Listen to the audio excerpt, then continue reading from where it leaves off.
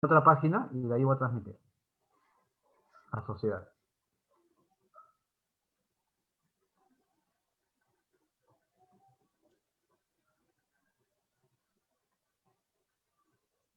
¿No? Y de ahí voy a transmitir a sociedad.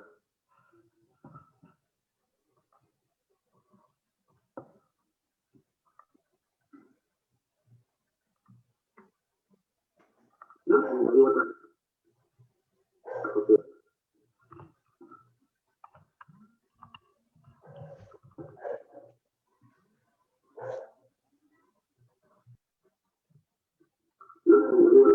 Muy bien. Buenas noches. Buenas noches con todos aquellos que nos están viendo en estos momentos en toda América Latina. Les agradecemos infinitamente su tiempo esta noche, su diálogo, su predisposición a que un sábado como hoy conversemos un poco de filosofía, ¿no? La Sociedad Peruana de Filosofía tiene ya casi 81 años de fundado.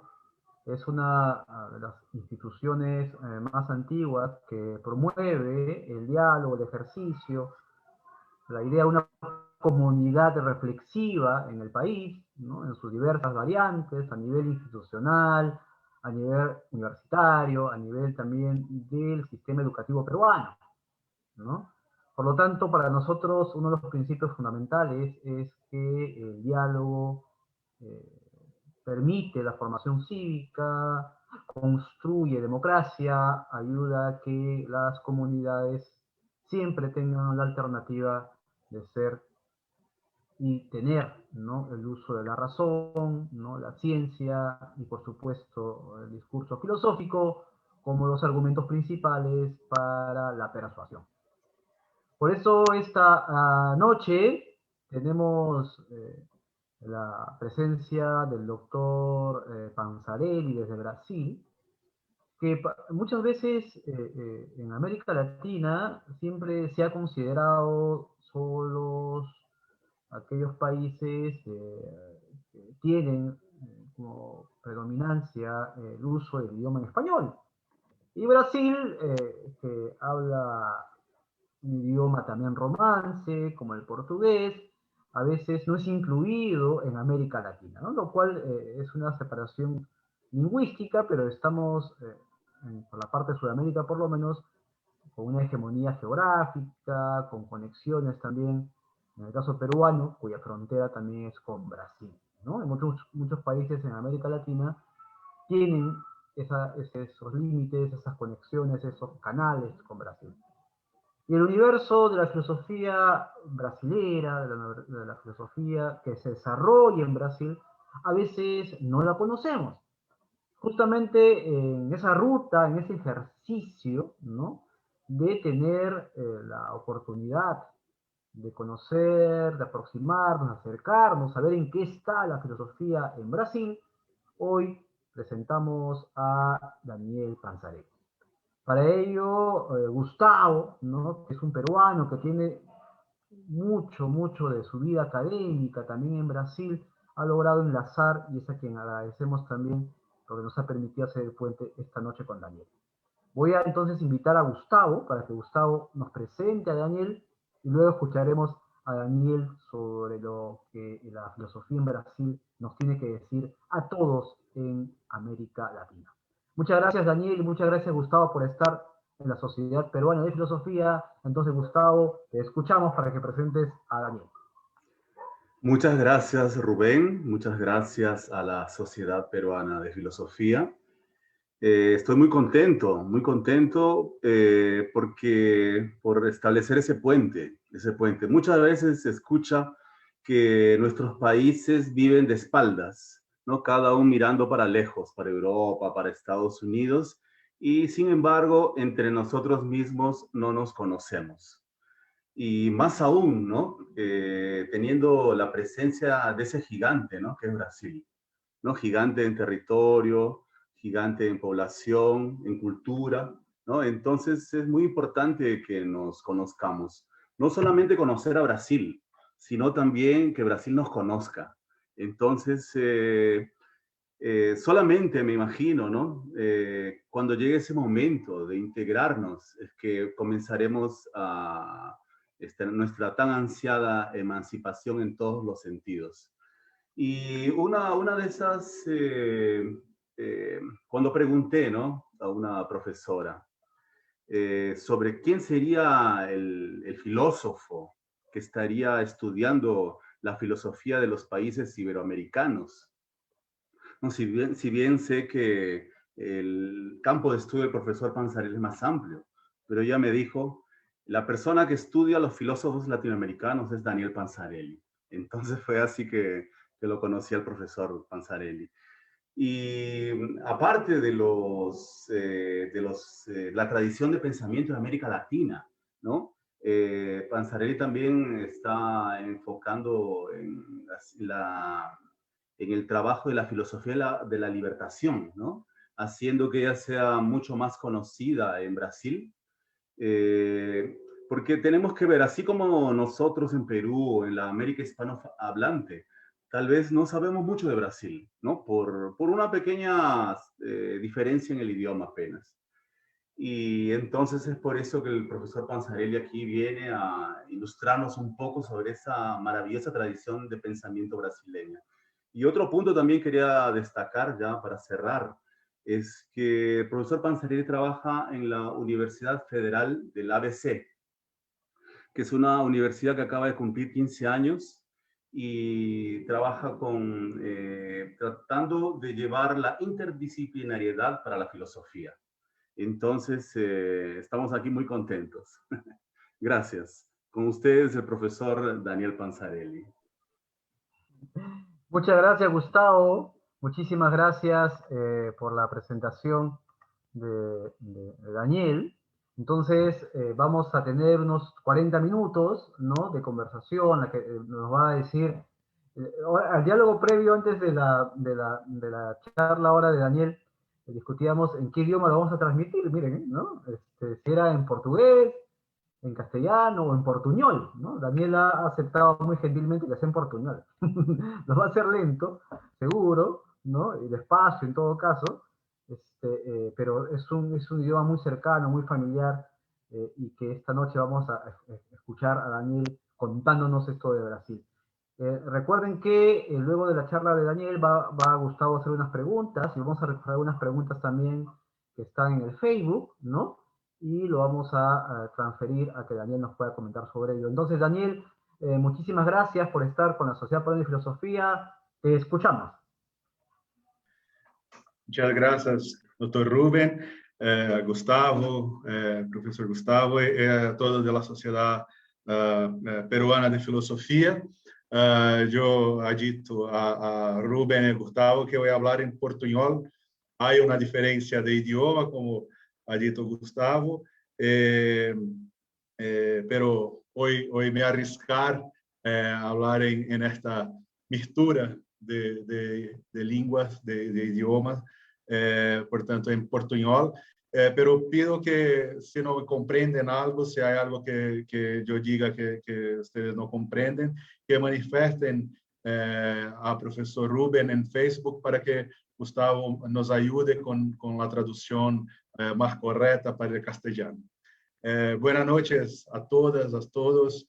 Es un gran honor estar acá con ustedes, hablando un tico acerca de la historia y de la actualidad de la filosofía en Brasil.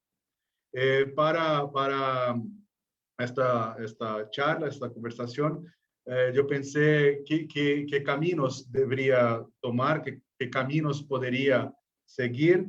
Me parece que es muy importante que haya una cierta retomada de la comprensión de la historia de Brasil, de algunos aspectos de la historia de Brasil que se hacen diferentes de muchos de los países.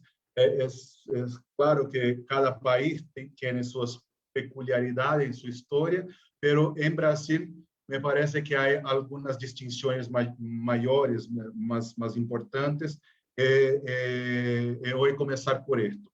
Entonces, en mi percurso de esta charla, de esta conferencia, voy a partir de algunos distintivos históricos de la colonización portuguesa en las Américas, por tanto, de la colonización de Brasil. Después voy a hablar en la segunda parte de lo que llamo de dos paradigmas históricos de la filosofía en Brasil, dos grandes modelos filosóficos en la cultura y la historia brasileña. Y, por fin, un comentario acerca del panorama de la filosofía en Brasil hoy, con la filosofía especialmente interesada en la América Latina, en Latinoamérica, con la filosofía de la liberación, filosofía intercultural y otras. Yo começo, então, hablando acerca de aspectos de la historia. Certamente no voy a hacer aquí un resumen de toda la historia de Brasil, pero hay 3 puntos que me parecen muy importantes. El primero es que el inicio de historia de Brasil es un tanto posterior al inicio de la historia de la América colonizada por la España. Mira, la escuadra española llega a la América en 1492. En Brasil se llega en 1500, 8 años después. Pero hay un documento muy importante de 1493, que es una bula del Papa Alexandre VI, que confere a los reyes de España y Portugal los derechos por las tierras, las gentes, las riquezas que se ha encontrado o que se va a encontrar en futuro en el continente americano. Hay una diferencia importante acá, porque la escuadra española ya había llegado acá, ya estaba en América y conocía lo que existía. La portuguesa no. Esto se da 7 años antes de la llegada de los portugueses acá en América, en Brasil. Entonces, hay una determinación de la colonización que es anterior a la llegada de los portugueses al Brasil. Gustavo, pido que se algo que yo hable que esté incorrecto, que por favor interceda para me ayudar con la comunicación. Entonces, mira, el Brasil es colonizado desde antes de la llegada. Y este es un fato importante. No se llegaron acá para entonces pensar o qué hacer, es un quehacer de la colonización. No, se llega acá ya con la carta de la colonización pronta. El Papa, la bula papal de 1493, que confere a los reyes de Portugal y España, ustedes deben conocer este documento también, los derechos sobre las gentes, las riquezas y las tierras, para que se reduzca estas gentes a la fe cristiana. Este es el principio anterior a la llegada de los portugueses acá. Pero los portugueses llegan a Brasil y no encuentran de pronto riquezas diferentes de los españoles, que descubren muy rápidamente la plata, el oro. En Brasil no hay de inmediato un interés económico en la exploración, porque tardan un tico a encontrar las riquezas. Apenas en 1530, 30 años después, se inicia de facto el proceso de la colonización.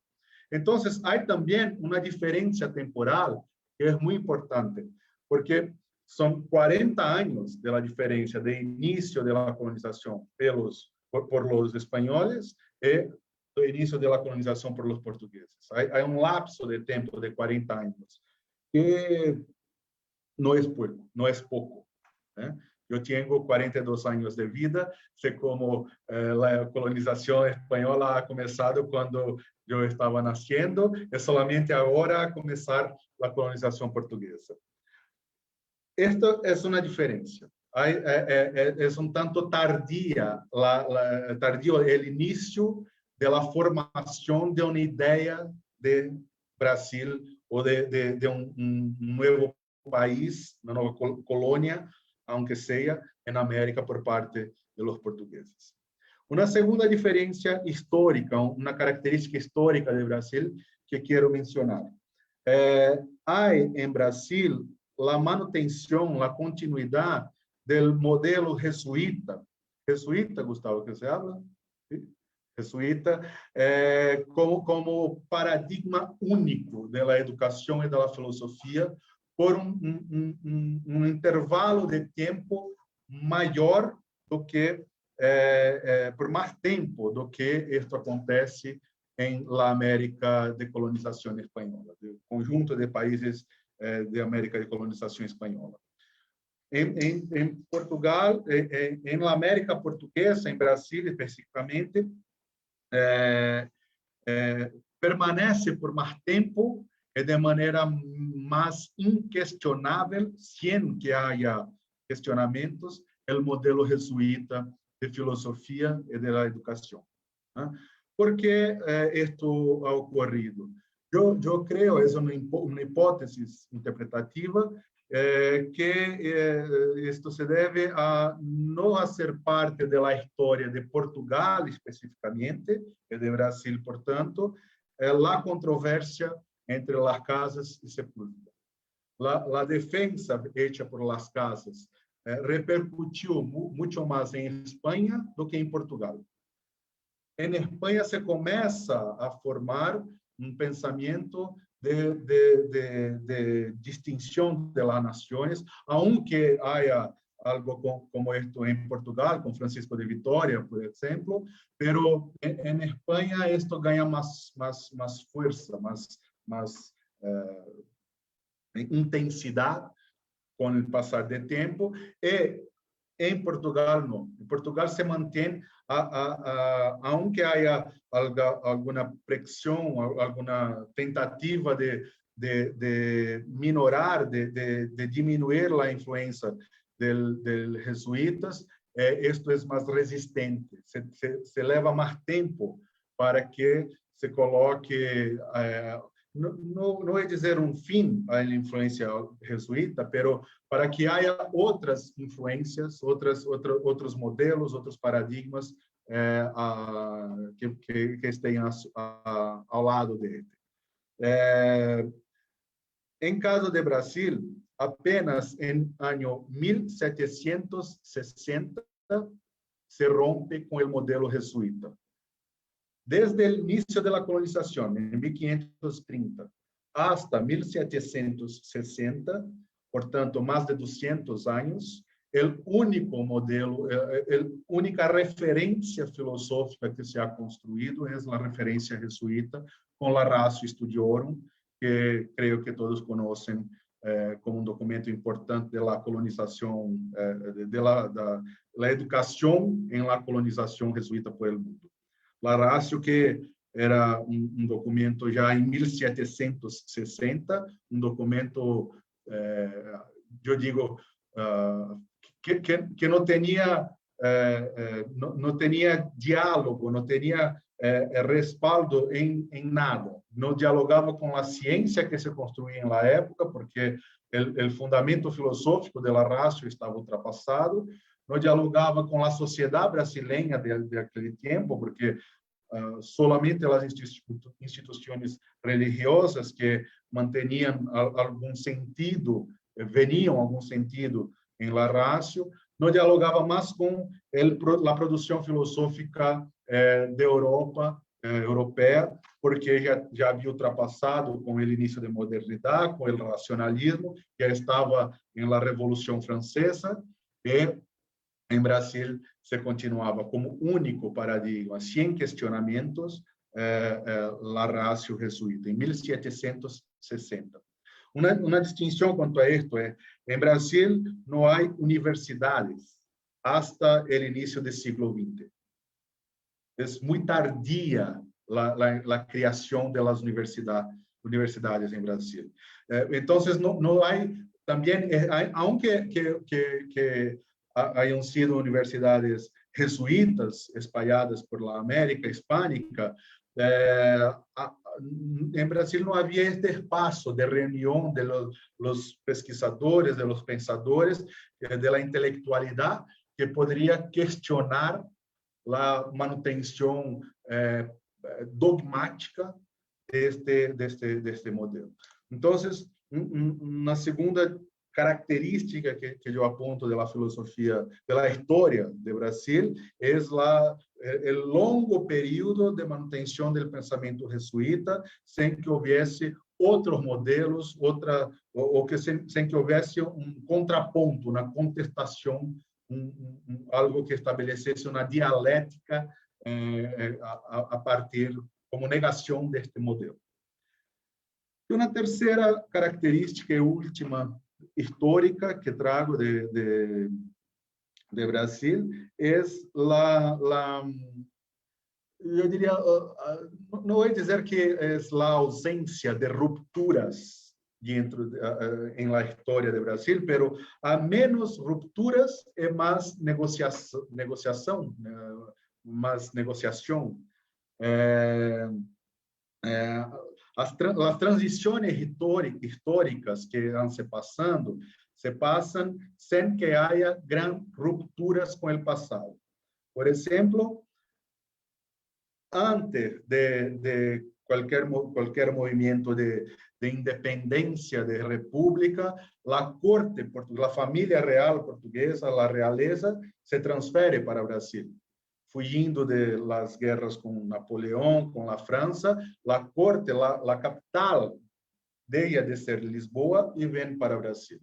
Entonces, recebemos en Brasil una influencia muy, muy fuerte de toda a realeza portuguesa no período. No éramos, naquele momento, influenciados desde uma distância transatlântica. Não, a corte portuguesa ha estado acá. Ha iniciado em Brasil os principais equipamentos culturais, artísticos. A Biblioteca Nacional é criada neste momento. O Banco do Brasil é criado neste momento. O Jardim Botânico com os exemplares de las plantas, la vegetación del mundo es creado en este momento, el Teatro Nacional es creado en este momento. Entonces, la vinda de la familia imperial portuguesa para Brasil también trae para Brasil el inicio de una nueva vida cultural, educacional, pero muy influenciada por los europeos. Es la visión de la corte que se implantaba aquí, directamente, no por una distancia atlántica. Después de esto, se establece la independencia de Brasil en 1822, disculpe. La independencia es algo también muy peculiar, porque Brasil, diferente de otros países de América, proclama su independencia, pero continúa siendo un imperio, no es una república de pronto. ¿Y quién es el nuevo rey de Brasil? El hijo del rey de Portugal. Se permanece dentro de una misma familia. La familia imperial es la misma.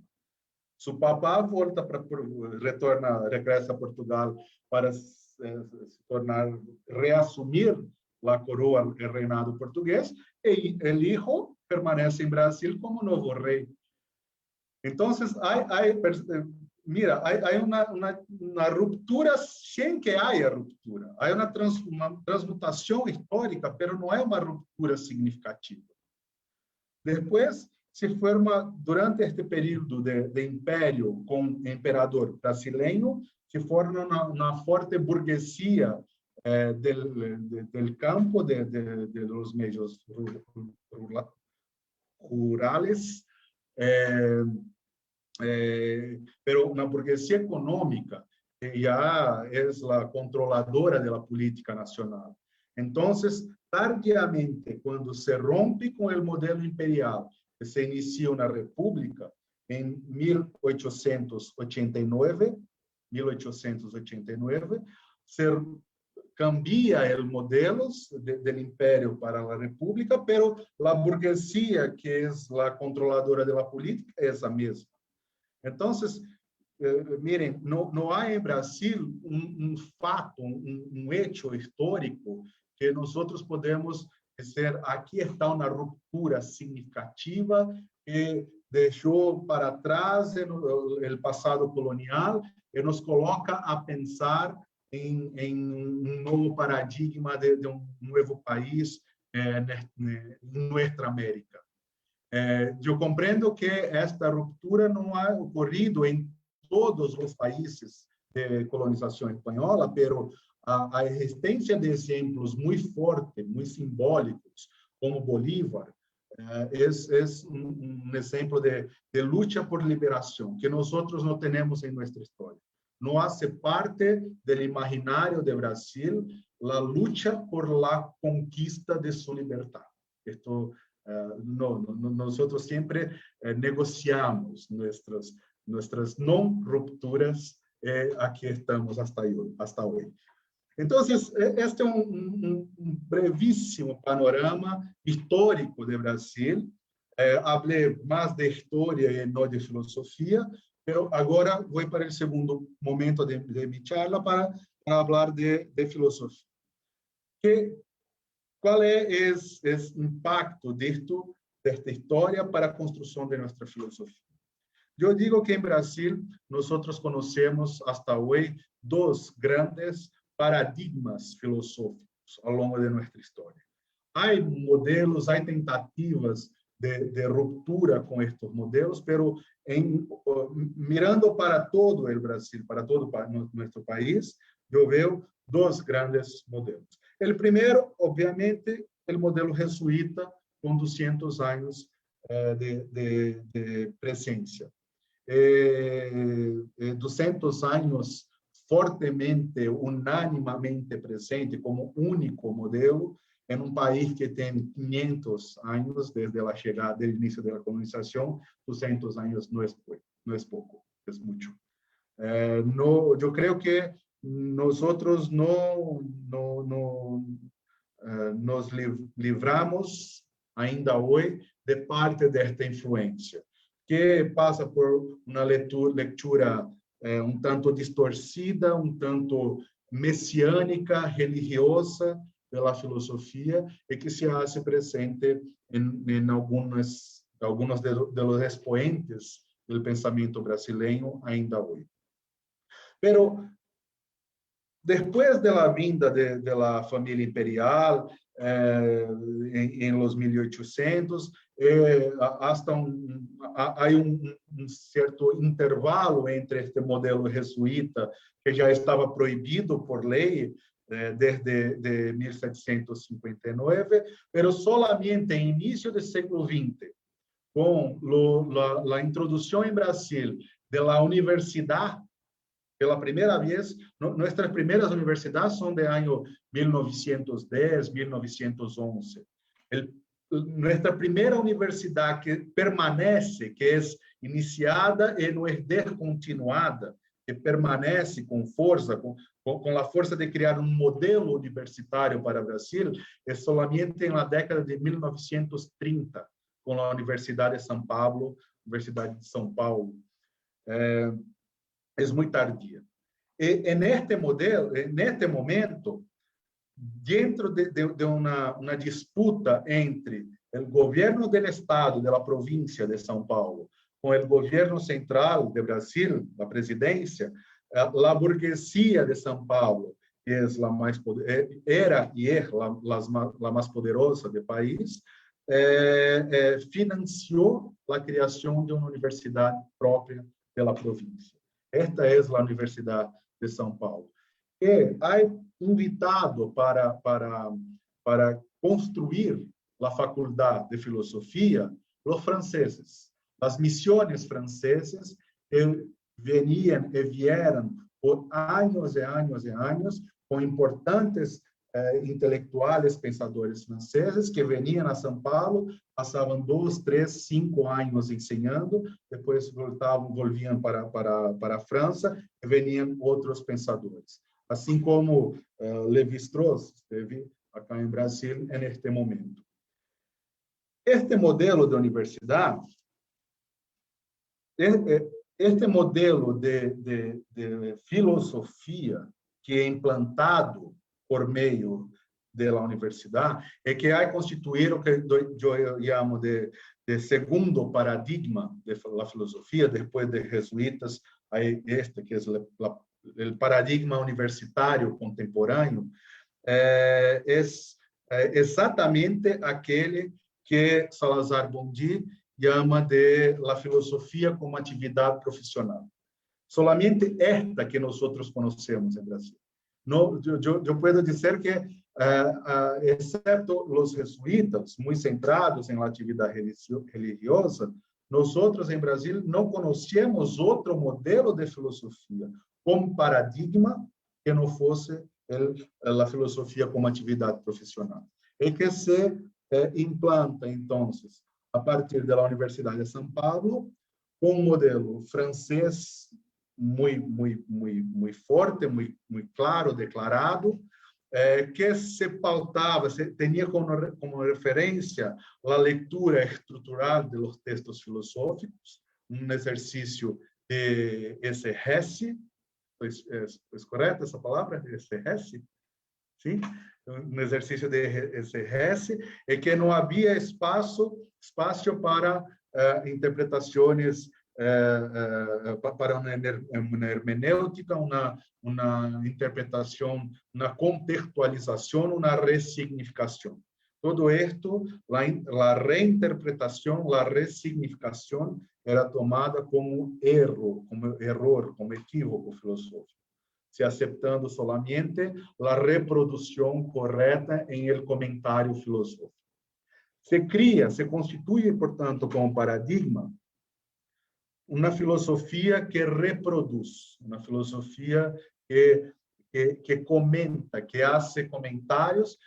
Há uma confusão generalizada entre fazer filosofia com fazer comentário filosófico.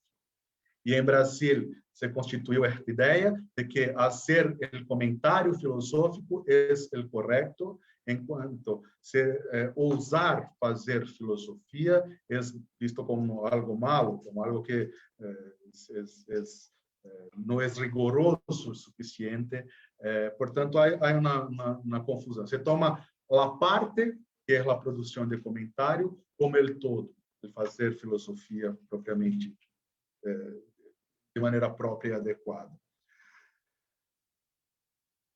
A crítica que se estabelece, portanto, muito bem, e é um estabelecimento muito rico disso. A crítica que se estabelece em Brasil é a crítica da interpretação, e não a crítica da produção de filosofia. Eu posso dizer que provavelmente temos entre nós cá em Brasil os melhores intérpretes de los melhores filósofos, grandes intérpretes, pero não temos uma expressão da produção filosófica de maneira autoral propriamente. Se vocês me pedissem a dizer quem é esse filósofo brasileiro que merece figurar em los compêndios da história universal da filosofia, teríamos muita dificuldade para encontrar 4 ou 5 nomes de pessoas ao longo de todos estes 5 siglos de história. O resultado deste segundo paradigma de filosofia, o paradigma da universidade, eu avalio, eu compreendo que resultam disto as mesmas características que Salazar Bondi ha chamado de características negativas da filosofia. As características factuais e as negativas. Eu creio que muitas das características factuais que Salazar verifica também temos aqui no Brasil, mas as negativas são exatamente as mesmas. E são resultado deste processo histórico, e agora histórico e filosófico, que estou narrando para vocês. Uma diferença fundamental é que, a partir de anos 1970, se estabelece em Brasil um fortíssimo sistema de cursos de pós-grado em todas as áreas, incluso a filosofia. Então, a partir de 1970, se passa a ter pós-grado em filosofia em diversas províncias do Brasil, espalhado por todo este grande território que nós temos, e todo este sistema de pós-grado, que vai se tornar, logicamente, a referência da produção filosófica em Brasil, todo este sistema é, em primeiro momento, alimentado por os filósofos que hayan sido formados em la Universidade de São Paulo, neste modelo francês de filosofia. Com isto, o modelo que se inaugurava em 1930 na Universidade de São Paulo se espalha por quase todo o território brasileiro a partir de anos 70, ganhando, então, o poder de um paradigma, por isso eu o chamo assim. Há experiências distintas desta, como, creio, em la província mais ao sul do Brasil, Rio Grande do Sul, que há uma proximidade muito grande com o Uruguai, com Chile, com Argentina. Então, há uma característica própria de fazer filosofia naquela região, naquela localidade. Há alguma diferença em Rio de Janeiro, porque ha sido a capital desde a corte, então se manteve allá algumas características próprias, pero poderemos verificar em Brasil 4 ou 5 pontos um tanto distintos, é um grande paradigma que se espalha por todo o território brasileiro. Um fato curioso, antes de passar para meu último ponto, um fato curioso é que creio que nós outros poderemos estudar juntos. Convido o Dr. Rubem e os colegas da Sociedade Peruana de Filosofia e nós outros acá em Brasil também. É uma interlocução muito rica que ocorreu entre Salazar Bondi e um filósofo brasileiro chamado João Cruz Costa. Cruz Costa, creio que um tico mais velho que Salazar, escreveu em 1956, sua importante obra chamada Contribuição à la História de las Ideias em Brasil. Não sei se vocês conhecem Cruz Costa em Peru. É um tico. Graças, Rubem. E as conclusões a que chega Cruz Costa em 1956 são muito cerca das conclusões de Salazar em sua obra de 1968. E há uma correspondência intercambiada entre eles que eu ainda não he podido estudar.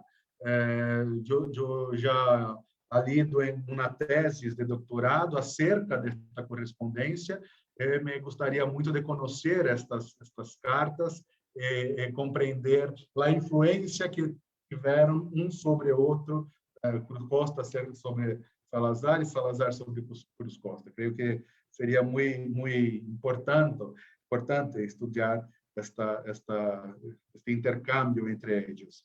Pero o fato é que, apesar do alerta de Cruz Costa em 1956, em que afirmava que a filosofia em Brasil é uma filosofia acrítica, que recebe tudo que vem do estrangeiro com muita naturalidade e sem submeter a uma leitura crítica da realidade, de uma interpretação à luz da realidade brasileira, que simplesmente se aceita o estrangeiro, porque é estrangeiro, Apesar deste alerta de Cruz Costa em 1956, a filosofia segue seu paradigma interpretativo, receptivo ao estrangeiro, exatamente como aquela que Salazar descreve em seu livro. Esse é apenas fato curioso de uma interlocução muito importante entre brasileiro e peruano que creio que deveríamos estudar conjuntamente se houver oportunidade. Por fim, para cerrar minha fala e escuchar os comentários e as perguntas de vocês. Eu vejo que em início deste siglo, do século XXI, eu observo alguns sinais de ruptura em la sequência filosófica. Vejo surgir em Brasil temáticas muito fortemente presentes. O pensamento afro-americano ganha uma força muito grande na produção filosófica brasileira. O Brasil ocupa espaço geográfico muito importante, que é o espaço está entre a América de colonização espanhola e a África. A África sempre foi e sigue sendo uma matriz cultural importantíssima em Brasil, seja em la alimentação, seja em el idioma, em la cultura em geral. E nestes últimos anos, eu observo muitos filósofos e filósofas mirando para a África para ser filosofia afro-latino-americana. Eu vejo isso em Brasil com muita força. Não sei se isto é algo efetivamente presente também em os outros países da América Latina, mas em Brasil isto é uma marca fundamental. Movimento que nós chamamos de filosofia de la ancestralidade, buscar a ancestralidade africana, e que tem entre nós filósofos e filósofas que estão pesquisando e produzindo. E aqui há uma marca importante, que é nós estamos lendo e comentando. Há uma mudança de método, uma mudança de compreensão. Estão a produzir filosofia, estão a produzir pensamentos originais, ambientados, contextualizados em nossa realidade. A mesma coisa ocorre com as questões de gênero. A filosofia feminista, mas não só, a reflexão mais completa acerca das questões de gênero, de sexualidade, de diversidade, estão presentes de maneira muito forte, muito marcante no pensamento brasileiro atual. Eu diria que ao lado destes, há neste século XX a valorização tardia de importantes intelectuais de libertação brasileiros, não só, mas também brasileiros, que fizeram sua filosofia nos anos 1970, 60, 70, 80, como a exemplo de Paulo Freire. Não se estudava Paulo Freire em Brasil até recentemente. Não se estudava muito Rubem Alves em Brasil, ou Leonardo Boff em Brasil, até mais recentemente. Neste século XXI, quizá com a ascensão de grupos políticos mais progressistas ao governo central do Brasil, há impulso em buscar quem foram estes pensadores e pensadoras históricos da liberação, da teologia, da pedagogia, da economia em Brasil, com perspectiva de liberação. Eu diria que estes três movimentos são movimentos muito fortes, muito marcantes da filosofia neste momento em Brasil, ao lado de outros que existem certamente em toda a América Hispânica, como a filosofia da liberação, a filosofia intercultural e outros movimentos que também entre nós outros ganham bastante repercusión.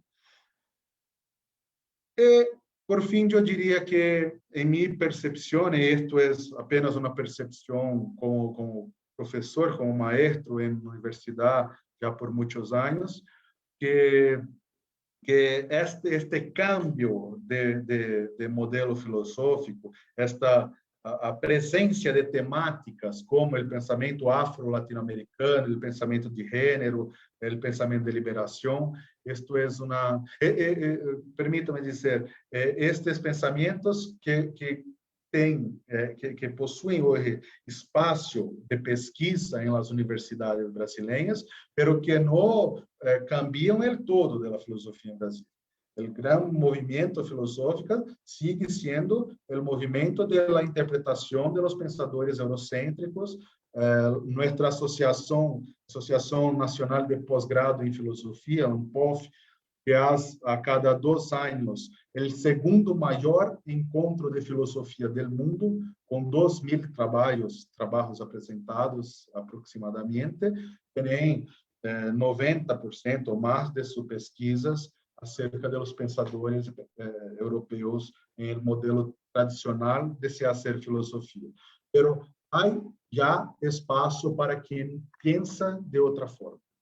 Eu diria, termino dizendo isto, que este cambio, o surgimento de outros destes outros espaços, dessas outras compreensões, de outros modos de fazer filosofia, o surgimento de esto é uma exigência histórica das novas gerações que chegam de estudantes em las universidades. São estudantes que não se contentam mais com apenas ler e compreender o que disseram filósofos de 2, 3 séculos atrás.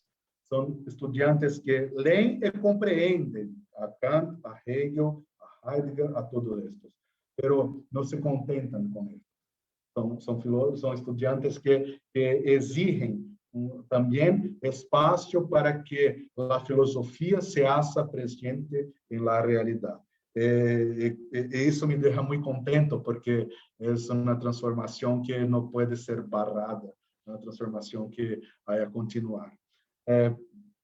Eu agradeço por demais a invitação do professor Rubem, de Gustavo, agradeço a todos e todas que estão ouvindo. Esta é minha contribuição. Estou muito honrado. Gracias.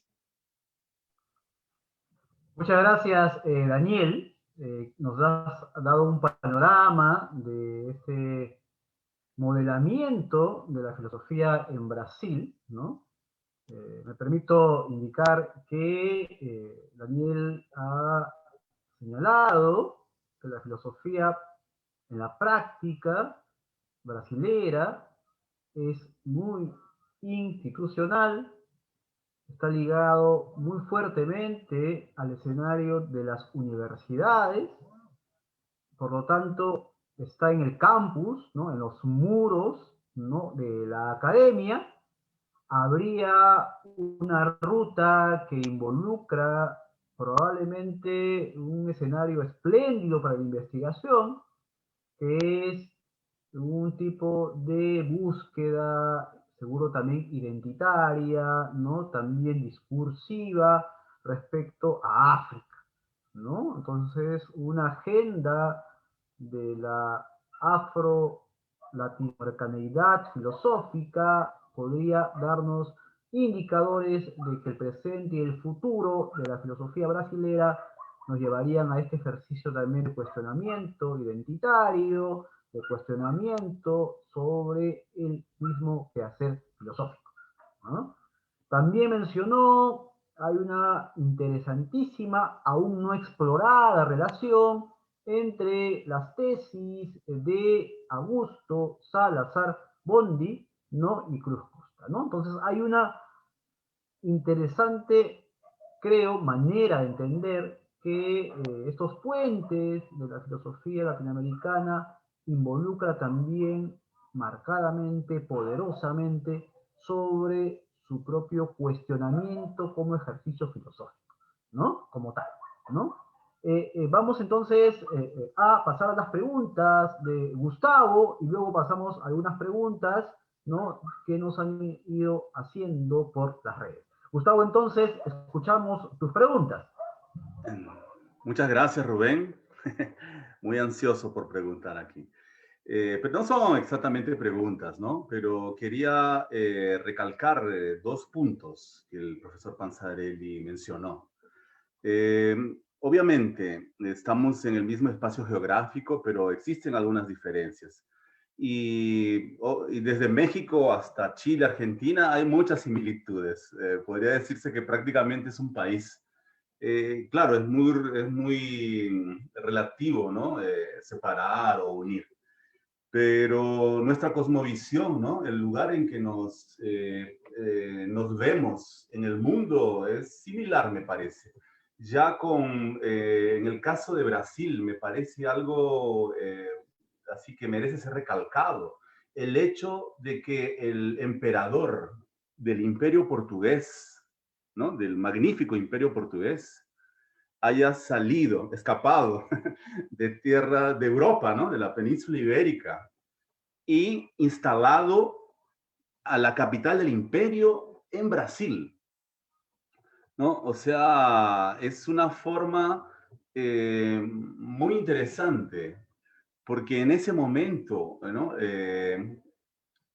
Río de Janeiro, ¿no? Primeramente, la primera capital de Brasil fue Bahía, después fue para Río de Janeiro. Creo que el emperador portugués se instaló en Río de Janeiro. Incluso trajo su biblioteca, ¿no? Entre otras cosas, él trajo su biblioteca en un barco. No sé en cuántos barcos habrá entrado esa biblioteca. Pero ellos no midieron los recursos, ¿no?, para instalarse de la forma más adecuada en Brasil. Entonces, me parece que es una forma, eso afecta mucho a la cosmovisión de cómo uno se ve dentro del mundo, ¿no? Y también por el tamaño, ¿no? Por el tamaño. Ya Brasil, uno ve el mapa, ya encuentra algo bien, bastante visible, ¿no? Entonces, esa cuestión me gustaría así recalcar, esa cuestión de la cosmovisión, de la percepción del brasileño sobre sí mismo dentro del panorama mundial. Otro punto, sí, que también Daniel mencionó, es la llegada, ¿no?, de jóvenes profesores franceses, ¿no? Que luego se consagrarían, ¿no?, como eminentes pensadores. Levi-Strauss, que Daniel mencionó, y también otro que me parece que es aún más famoso, ¿no?, Michel Foucault. Tuve profesores que fueron discípulos del propio Michel Foucault, y parece que, según me dijeron, que Michel Foucault llamaba a la Universidad de San Pablo como un departamento de ultramar. La Universidad de San Pablo sería como la Guyana francesa, ¿no?, un departamento de ultramar más. Y también existe otro renombrado pensador actualmente llamado Wilhelm Flusser, ¿no?, que también vivió en Brasil, también tuvo producciones filosóficas en Brasil, pero no se sintió reconocido y se fue a Europa. Estaba escuchando una de las charlas de uno de los más eminentes pensadores actualmente en Brasil, Gianotti. El profesor Gianotti, él decía que él lo conoció en vida, ¿no?, a Flusser, y decía que no le daban bola, no le daban pelota a Flusser en aquel tiempo, porque pensaban que era un pensador un poco sin rigor, justamente porque él se atrevía a arriesgar sus propios pensamientos. Entonces, tal como se hacía filosofía en ese momento en Brasil, Wilhelm Flusser no tendría espacio. Y ahí ellos se dieron con la sorpresa que en Europa, ¿no?, en Inglaterra, en los países, en los epicentros productores de conocimiento, comenzaba a ser reconocido. Entonces, bueno, son tantas cosas que se podría hablar, ¿no? Esos dos puntos principalmente que me gustaría recalcar. Gracias y obrigado. Daniel, entonces pasamos a escucharte, por favor. Gracias, Rubén. Gracias, Gustavo, por las cuestiones o los comentarios. Son dos puntos muy ricos que podemos hablar mucho más tiempo acerca de ellos. Pero hay una cuestión importante que es durante el periodo del Imperio brasileño, después de la independencia y antes de la República, nosotros tivemos dos imperadores, Dom Pedro I, Dom Pedro II, pai e hijo.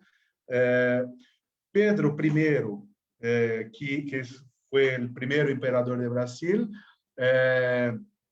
se queda en Brasil cuando su papa vuelve a Portugal, pero cuando su papa muere en Portugal, es necesario que haya un rey en Portugal.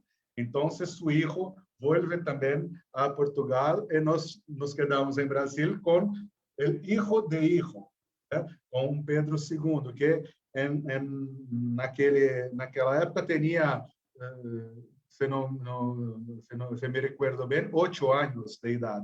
Es nuestro segundo emperador con 8 años de edad. Pero este se forma un gran intelectual, un apreciador de las artes, de la filosofía.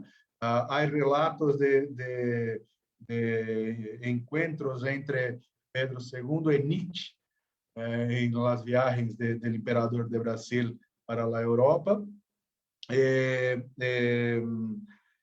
Creo que esto todo ha ayudado a formar esto que Gustavo llama de percepción del brasileño acerca de sí mismo. Es una percepción, yo diría, inflada. Es común se decir que Brasil está siempre acerquita de la Europa y está muy lejos del restante de la América Latina. Tal vez un tanto como México, acerquita de los Estados Unidos, un tanto distante, un tanto lejos de otros países. Esto es parte de la constitución de nuestra historia. Yo comprendo hoy que nosotros en Brasil tenemos algunas importantes características del pensamiento que no son mejor ni peores que otras, pero son nuestras características. Una de ellas es, nosotros sabemos muy bien hablar con los europeos, porque toda nuestra formación es norteada, de fato, por el norte, por la Europa. Toda nuestra formación tiene como referencia los principales países europeos. Nosotros pensamos nuestra institución, nuestra universidad, como las universidades europeas. Entonces, yo diría, nosotros fomos formados para ser como una especie de europeos de segunda clase. Pero también mantenemos en nuestro espacio geográfico el contacto con el pensamiento hispanoamericano, con el pensamiento de los países de la colonización española, y a través de estos, con el pensamiento ameríndio. Es algo que no es tan fuerte en Brasil, pero el pensamiento de los pueblos originales de América también está presente en nuestro imaginario.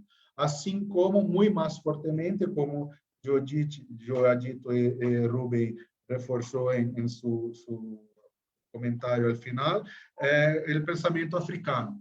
Entonces, Brasil es hoy un punto de pasaje, un punto de encuentro entre estas importantes matrices de pensamiento. Yo veo en esto una grande riqueza posible para la producción filosófica. El encuentro del tradicional pensamiento europeo con el diálogo que nosotros estamos aquí haciendo con los países de habla castellana, de lengua castellana, por otro lado, con los países de África, incluso más fuertemente con aquellos países que también hablan portugués en África, como Mozambique, como Angola, con los cuales nosotros tenemos una fuerte conexión. Entonces, yo veo al mismo tiempo para contemplar a charla de Gustavo, uma percepção ainda dos brasileiros muito próxima dos europeus, o que há de ser cambiado, pero vejo potencial muito grande de cambio quando colocamos a matriz do pensamento europeu ao lado, de lado com outras que são tão importantes para a constituição de nós outros. Então, acerca da primeiro comentário que Gustavo ha hecho. La segunda sobre comentário brevíssimo acerca deste filósofo chamado Wilhelm Flusser, filósofo da Checoslováquia, que ha estado em Brasil por muitos anos, e que escreveu livro muito interessante chamado Fenomenologia del Brasileño. Fenomenologia del Brasileño. É muito interessante que quando os estrangeiros vêm a Brasil, são capazes de observar em nós, em nossa cultura, em nosso pensamento, elementos que nós não valorizamos. É isto que faz Wilhelm Flusser, checo que chega a Brasil, em este livro Fenomenologia do Brasileiro. Assim como Lévi-Strauss, que veio e se encanta com o Brasil e passa por aqui tempo grande, que leva para a produção de suas obras. Então, eu diria que há também, como característica de nossa formação histórico-cultural, uma certa subvalorização do brasileiro acerca de si mesmo. Há uma contradição aqui, percebe?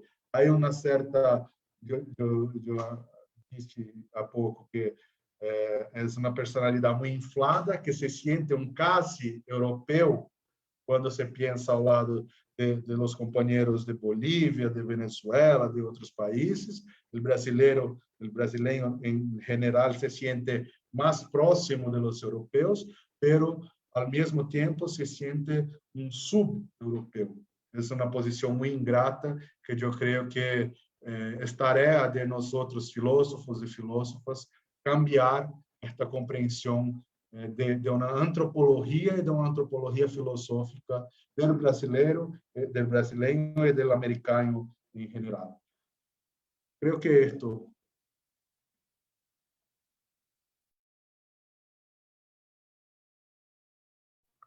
Gracias, Gustavo. Gracias, Daniel, por las preguntas. Vamos a transmitirte algunos comentarios o preguntas por las redes. Itamar Núñez de Sousa pregunta si hay filosofía en Brasil o solamente historia de la filosofía. Verónica Pilares Mercado pregunta ¿qué filósofos están destacando en Brasil actualmente? Madalena y Agnes pregunta sobre la producción filosófica, ¿no? Y su protagonismo juvenil, ¿no? Imagino que se está refiriendo al tema de qué están revisando los jóvenes en Brasil, ¿no? Itamar Núñez de Sousa pregunta, la filosofía de género en Brasil es muy reciente y presente en el feminismo negro. Las nuevas generaciones de estudiantes tienen espacio para estos estudios, pensando que la filosofía en Brasil todavía es uspiana, que es conservadora. Hugo Alan Matos dice ¿qué piensas sobre las filosofías que critican a lo hegemónico? Por ejemplo, a lo franco-uspiano, ¿no? Y que forman un cuerpo filosófico que corroboran, ¿no? Un cuestionamiento epistemológico de la hegemonía. ¿Podemos hablar de una historia marginal o son casos aislados o es una corriente que cuestiona la hegemonía actual? Obrigado. Esas son, Daniel, las preguntas. Te escuchamos entonces.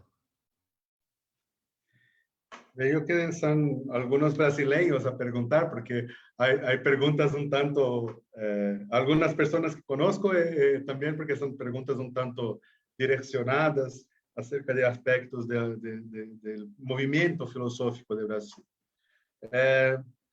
Yo diría a Itamar, a Hugo e Itamar, principalmente, que yo creo que podemos decir hoy que hay una historia, una historia marginal, no hay apenas movimentos pontuales e isolados de hacer filosofía. Yo creo que en años 1980, por ejemplo, en Brasil, había quien hacía filosofía con preocupaciones acerca de la realidad histórica brasileña y latinoamericana. En aquel momento, 1980, o que havia eram expressões pontuais, personais, de uma a outra pessoa que tinha esta compreensão. Eu creio que desde aquela época até hoje, avançamos e hoje há uma história deste pensamento. Se alguém for escrever hoje compêndio de história da filosofia em Brasil, eu creio que estará incompleto se não incluir isto que Hugo chama de pensamento marginal. Então, com a questão de Itamar, eu diria, hoje há filosofia em Brasil, não só história, não só comentário. E a filosofia está principalmente nestes campos, em minha leitura, principalmente nestes campos que mencionei, o pensamento afro-brasileiro, afro-latino-americano, o pensamento, o feminismo negro, que Itamar também comenta, é recente, sim, mas há uma produção muito significativa. Eu mencionei em minha charla a Associação Nacional de Pós-Grado em Filosofia, ANPOF, uma associação muito forte no Brasil, que congrega todos os, são quase 60 programas de pós-grado em filosofia em Brasil, estão todos congregados nesta associação. Esta associação se divide em grupos de trabalho, é a forma de organização. Então, há grupo de trabalho de aristotelismo, grupo de trabalho de Descartes, e há hoje grupo de trabalho da filosofia da liberação, que nós participamos, filosofia da liberação latino-americana e africana, há grupo de filosofia de gênero, há grupo de filosofia oriental, que estuda o pensamento oriental. Então, há hoje uma diversidade que se hace presente, e que se hace presente não somente em lo espaço marginalizado. Não é a corrente principal, é ainda, portanto, uma corrente marginal dentro do espaço principal de hacer filosofia em Brasil, neste modelo institucionalizado que hablamos acá, e é o único que ha sido reconhecido hasta hoje em caráter nacional em Brasil. Claro que há filosofia também em outros espaços.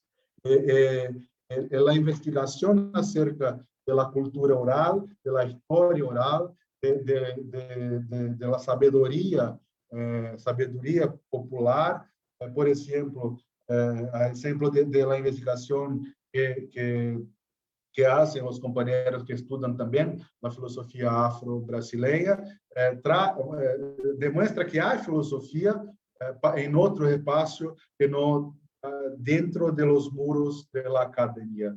Pero a academia é ainda o principal espaço de fazer filosofia, e dentro deste espaço, hoje, nós temos como fazer filosofia que não seja a mera reprodução de los pensadores tradicionais. Madalena pergunta acerca do protagonismo juvenil. Eu diria que há protagonismo de muitas naturezas. Alguns e algumas jovens filósofos que estão produzindo seu pensamento. Eu vou mencionar alguns nomes em alguns minutos, pero há protagonismo que é muito importante, que eu havia anotado, pero não falei a respeito. Em 2016, há 5 anos atrás, Brasil sofreu golpe de Estado, golpe oficial, institucional, não golpe militar, como ha ocorrido em Brasil com a força bruta dos militares em 1964, ocorreu em Brasil. Agora, em 2016, se destituiu a presidenta que havia sido eleita por interesses políticos. Não havia uma acusação de crime, não havia uma acusação, ela não foi condenada por nenhum tribunal de Brasil na justiça. Apenas la destituíram de cargo, o que não é algo previsto na Constituição de Brasil. Em torno daquele momento, há movimento uma tentativa de movimento de ruptura histórica em Brasil com os jovens, com a tomada das escolas por os jovens. Um movimento muito forte, muito rico, muito belo de Brasil.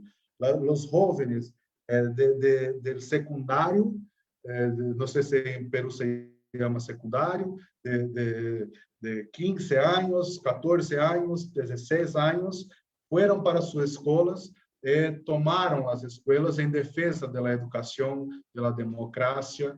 Eu diria que, neste momento, os jovens impulsionaram o quehacer filosófico em Brasil. Hoje, nesta Associação Nacional de Pós-Graduação e Pós-Grado em Filosofia, que permanece tendo a maioria de seus filósofos e filósofas muito ligados, muito próximos, muito cercanos à filosofia europeia, mesmo estes se dispõem a escrever uma breve coluna, breve comentário acerca da realidade brasileira. Eles saíram de seus gabinetes, de suas computadoras, e estão hoje também mirando para a realidade. Continuam estudando como filosofia os grandes autores europeus, mas há passito que eu creio que é passito importante, Tomás. Quando um importante filósofo, uma importante filósofa tradicional que faz seus estudos lendo e comentando os europeus, é uma pessoa que ha hecho isso por 30 anos de sua vida acadêmica. Esta pessoa resolve, por la primeira vez, escrever e publicar algo acerca da realidade brasileira. Eu creio que há uma mudança, há cambio aqui. É uma expressão também do cambio. E este cambio, eu creio que foi impulsionado não por la filosofia, sino por el protagonismo de los jóvenes, de las jóvenes nas escolas de Brasil. Então, o que quero dizer é, eu percebo movimento de cambio, mas cambio histórico ocorre com muito tempo. Se leva anos e anos para que cambio histórico pueda ocorrer. Creio que estamos hoje vivendo este cambio. Acerca da questão de Verônica, é a última, alguns filósofos e filósofas destacados deste novo movimento de Brasil, é uma pergunta que é muito grata, mas me hace muito mal, porque vou falar de algumas pessoas e vou esquecer outras necessariamente. Então, eu vou mencionar algumas pessoas que creio que são muito importantes, mas eu posso também fazer uma lista mais completa e disponibilizar ao Dr. Rubem para que possam também conhecer alguns dos nomes das obras que possam pesquisar. Pero nesta vertente da filosofia afro-brasileira, afro-latino-americana, há professores como Eduardo Oliveira, de Bahia, o professor Wanderson Flor, de Brasília, da Universidade de Brasília. Há pensadoras como a Dilbênia Machado, de Ceará, há outros e outras, mas quando se procura por Eduardo Oliveira ou por Wanderson Flor ou por Adilbenia Machado, as pessoas encontrarão relacionados a estes uma série de outros e outras. Então, trago aqui alguns exemplos e entendam como é. Acerca da filosofia intercultural, uma interface muito cercana com as questões de gênero, eu gostaria de destacar aqui a professora Magali Mendes, de Rio Grande do Sul, Magali Mendes, professora Gisele Knorr, de Paraná, e também acerca professora Neuza Vaz, uma professora também de Rio Grande do Sul, que estudam o pensamento intercultural e fazem esse estudo em diálogo muito forte com o pensamento de gênero, com a questão das mulheres, e também com o pensamento indígena propriamente brasileiro, com os guaranis e outros.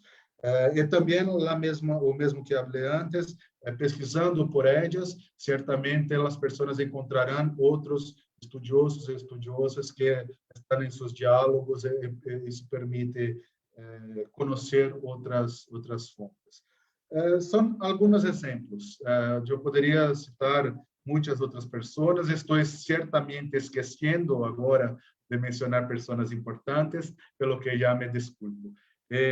Pero al menos faço uma menção a cada uma das 5 questões que Rubén gentilmente ha transmitido de los espectadores.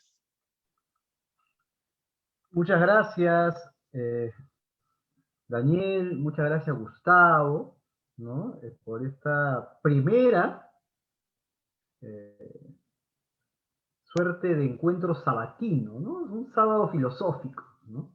Sábado filosófico que nos debe, en realidad, mostrar, indicarnos que hay mucho futuro en un trabajo conjunto, en que nuestras filosofías latinoamericanas son heterogéneas, son diversas, hablan muchas lenguas, están, además de la universidad, también están fuera de la universidad, hay un florecimiento de diversas corrientes también. En todo caso, se demuestra una urgencia de que lo filosófico también trascienda los muros institucionales, ¿no? Que esté en la calle, que esté en la vida cotidiana, en la que los ciudadanos puedan tener accesibilidad, discutan, conversan sobre algunos de los temas más clásicos de la filosofía.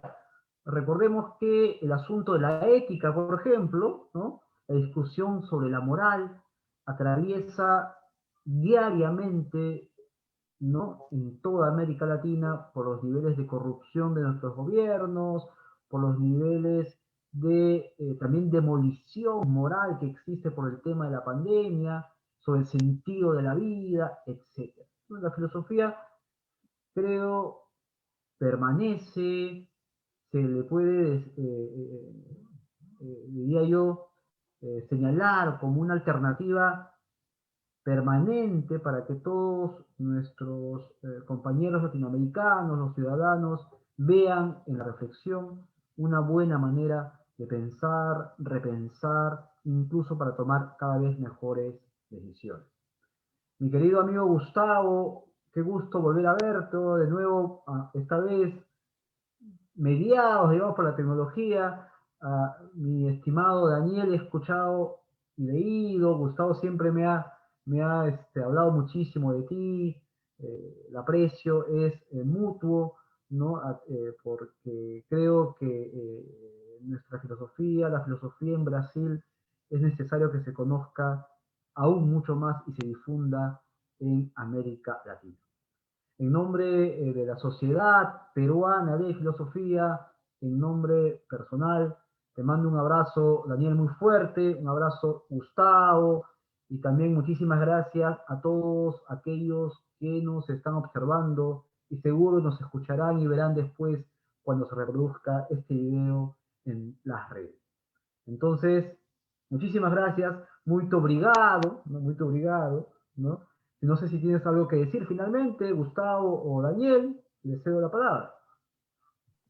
Gustavo creo que no, pero Daniel si quieres. Solamente voy a agradecer la receptividad, la invitación, la oportunidad de diálogo que es muy rica, muy importante para nosotros.